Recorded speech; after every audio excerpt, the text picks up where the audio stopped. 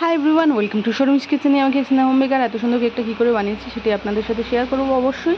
কিন্তু তার আগে বলে দিই যে আমাদের ডেস্টিনেশান হচ্ছে মধ্যমগ্রাম। মধ্যমগ্রামে যে দেখছেন এই স্টার মলের পাশেই শিশিরকুঞ্জ অ্যাপার্টমেন্ট আছে।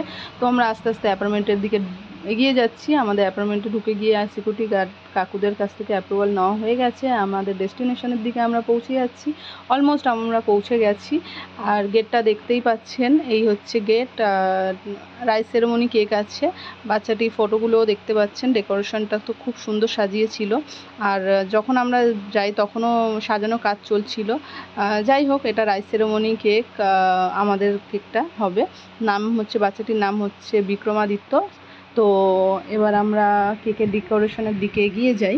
আমাদের যদি কেক, তার আগে বলে দিই, আমার কেকের যদি ডিজাইন ভালো লাগে আমাকে হোয়াটসঅ্যাপ করুন 7003318625 নম্বরে। আমাদের all Kolkata home delivery available আছে। এই দেখুন, আমাদের আস্তে আস্তে সব ডেকোরেশন হয়ে গেছে, শুধু নামটা বাকি আছে। এবার 3D লুকস দেওয়ার জন্য আমাদের নামের উপর গোল্ডেন এফেক্ট দিয়ে দিলাম। এখানটায় আমি লেখা আছে বিক্রমাদিত্য দাদু ভাত।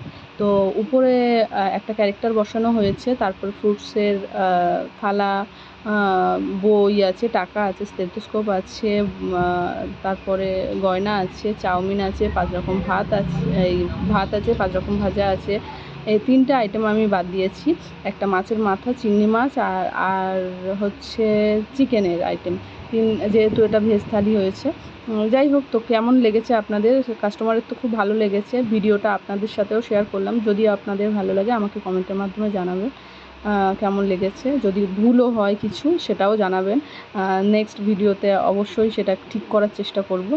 আর কেকের নিচে ফুল দিয়ে ডেকোরেশন করেছি যাতে লুকসটা সুন্দর, আরও অন্যরকম ভাব আসে। তো কেমন লাগছে সবাই অবশ্যই আমাকে জানান। আমার ইউটিউব চ্যানেলটিকে লাইক, কমেন্ট এবং সাবস্ক্রাইব করতে ভুলবেন না।